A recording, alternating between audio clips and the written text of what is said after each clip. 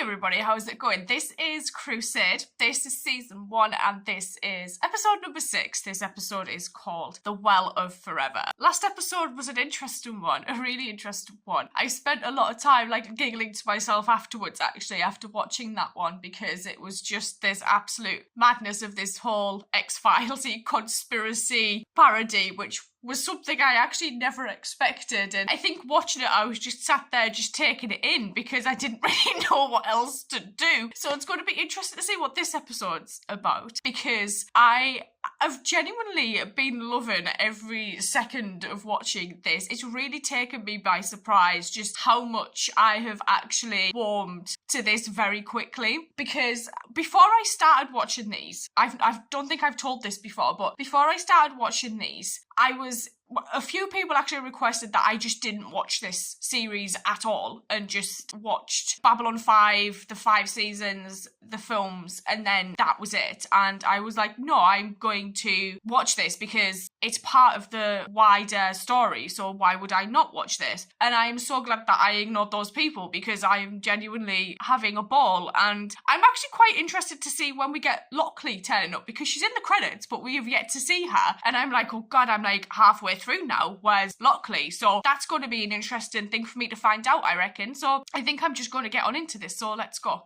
Sir, before you go into your meeting, I wanted to let you know that Mr. Jones is here from the Bureau of Telepath Integration. The same Mr. Jones from 6 months ago? He gets around, doesn't he? Well, they're all called Mr. Jones. It's their way of making the examination less personal. Oh! How can it not be personal? He crawls inside your head and roots around looking for dirt. Interesting Only that one he didn't telepath say can watch like psycho. another.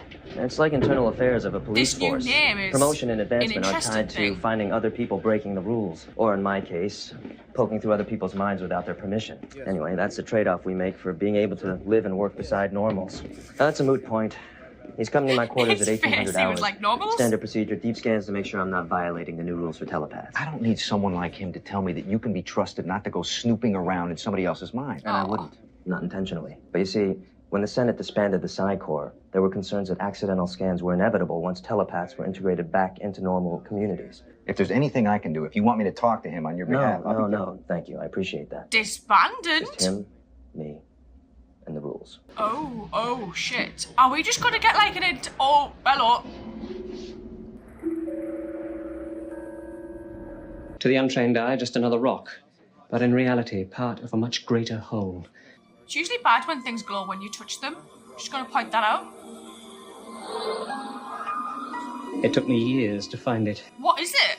Others of my order have spent their entire lives searching for it. The well? These coordinates will guide us to a precise location in hyperspace, normally hidden from prying eyes. Oh. So, shall we go? How excited he is. Go where? The Well of Forever. It's a focal point of immense power, like Stonehenge or the Oracle at Delphi on Earth. The well is powerful because it draws its essence from hyperspace. For centuries, wizards have sought out crossroads because they represent the point where powerful energies intersect. She's interested. She's like, how There much is no can I get greater for this? than hyperspace.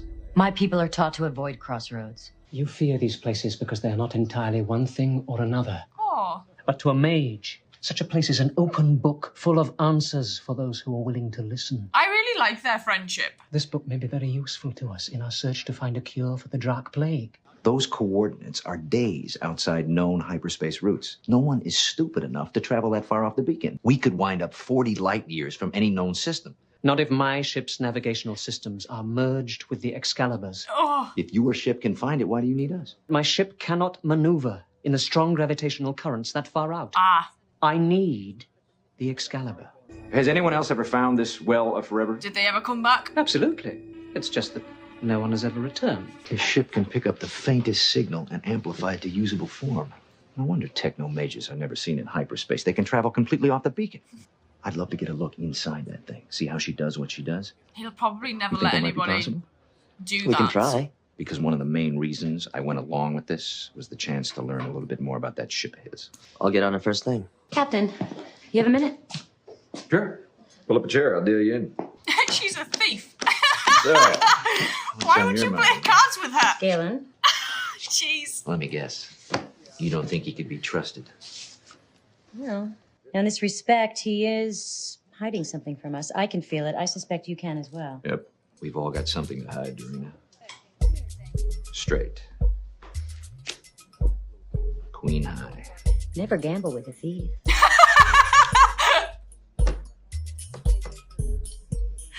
You show me how to do that someday? If we live that long. I hope we're not going too far off the beaten track. A little. We'll drop you off at a rendezvous point as soon as we're done. It'll be a few days. You know, Lieutenant, This might be a bad you've idea, become having this guy on something of board. a role model to a number of telepaths back home. If we're going to see this well. Many of them have dreamed of being career military. So you will understand that we need to be even more strict, even more thorough, given your position. Yes, sir. Just try and relax. Oh, shit.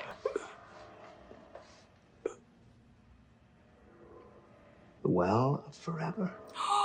Interesting destination. Oh, no, Sir. he's sweating as well. That's duty-related information. You're It not concerns me because I'm here while all of it's going on. Yes!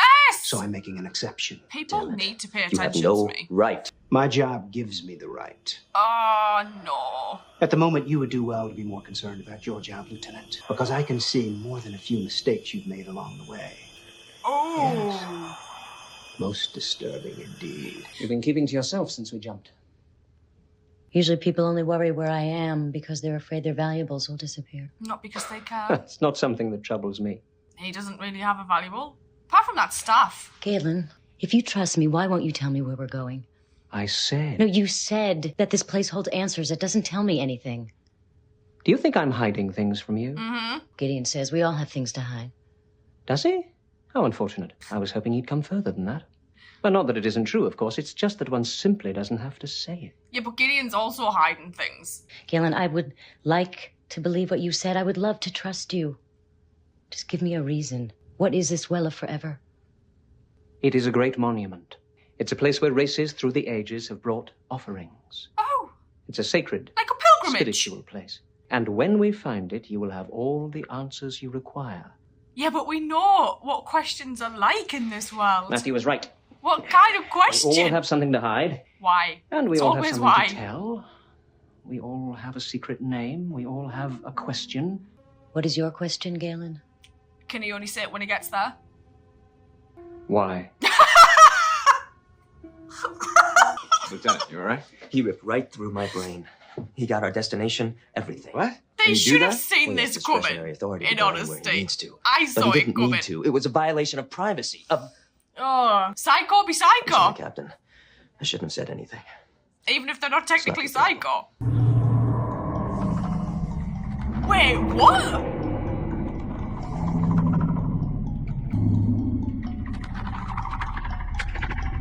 Why there be jellyfish? I've never seen anything like it before.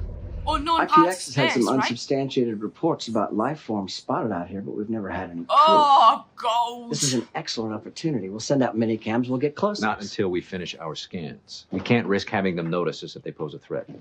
They're called the Fen. They're barely sentient. You know about them? They're drifters. They're attracted to bright, shiny objects, but they lose interest quickly. They won't do anything if we stop engines and just drift through them. Captain, the longer we're out here, the worse things could get. What if there are more dangerous life forms out here? It would be a mistake to assume that there's only one life form in hyperspace. Any sign of our destination?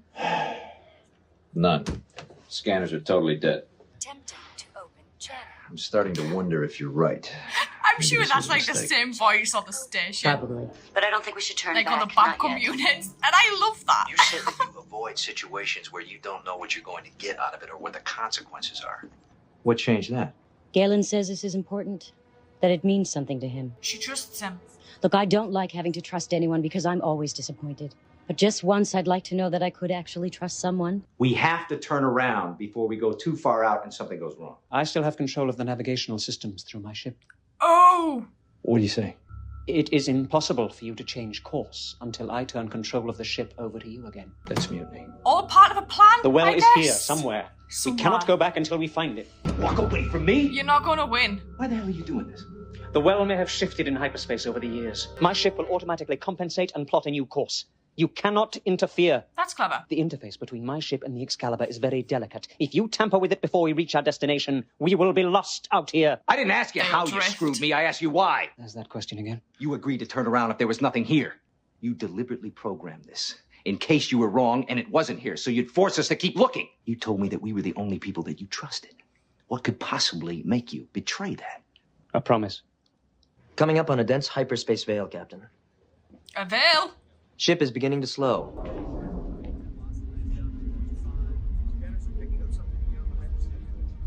Oh, his little smile. Those caverns and monoliths are gravestones that mark the passing of a highly advanced race or culture. On my world, we laid our chieftains to rest at crossroads, as this is a crossroad. Oh, And burial Galen mounds was that talking resemble about these. offerings. Her name was Isabel, Oh, and she was the best of us. Every technomage knows the 14 words that will make someone fall in love with you forever, but she only needed one. What word? Hello. You put us through all this just because of a promise to find this place? Not just to find it. I promised her that somehow, someday, whatever the cost, I would take her here to rest. You said certain people should be held to a higher standard. What is the standard for a watchman like you, Mr. Jones? Or, more to the point, a watchman. what are the penalties? He gets fired You for forget about what you starters. saw. And I'll forget all about this. Did you find your answer to why? I don't think there is an answer. That one may take a little longer. I really liked this whole aspect of going to find this well of forever, because when Galen arrived and he showed them, and I was like, what the hell is that? And he was really excited about finding it. And then us having to travel a few days through hyperspace, and we met these fen that were giant jellyfish. And I was thinking, oh God, what if this thing's really guarded?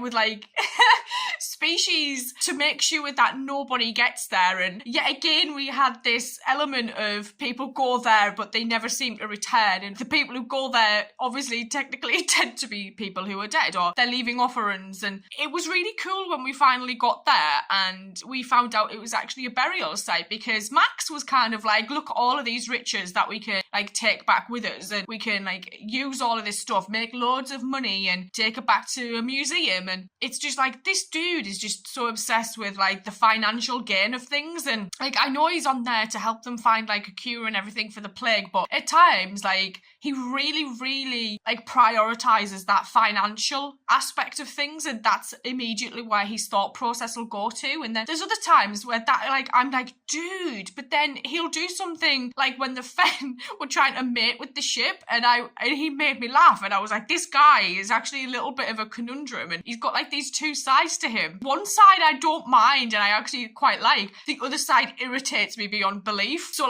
the guy who portrays him does that really well. But knowing that we went there because Galen wanted to take somebody there as their resting place was really sweet. And to know that he had somebody and he loved this person and he made this promise, and that's why we went there. And he'd been looking for this place for a while, it seemed. And it was really interesting to get that little bit of insight into Galen, because I really like his relationship and friendship with Dorina. At times I think, hang on, this might go somewhere between these two, because they seem to have a lot of respect for each other, even though Dorina does have those trust issues. And then there's other times where it's they're fighting so much, but then it's yeah, but then, there's that attraction there, I think. But to see, that scene at the end between the two, and he kind of gave her that little smile when she was asking him about the questions. And every time someone says the question, it's always why. It happens in a lot of things. It happened in The Prisoner when he was wanting to ask the general a question, and the general basically self-destructed because it couldn't answer the question why. And with Galen say, I think that'd take more time. It's yeah, because I don't think there is a definite answer to that one question. And there were elements in this where I was getting full-on Vorlon flashbacks though. That scene between Gideon and Galen reminded me of the scene between John and Kosh. And then when they were talking about bubbles in hyperspace, obviously that's where the Vorlon fleet was hiding. And we saw this really cool veil, and finding the well was amazing actually. Really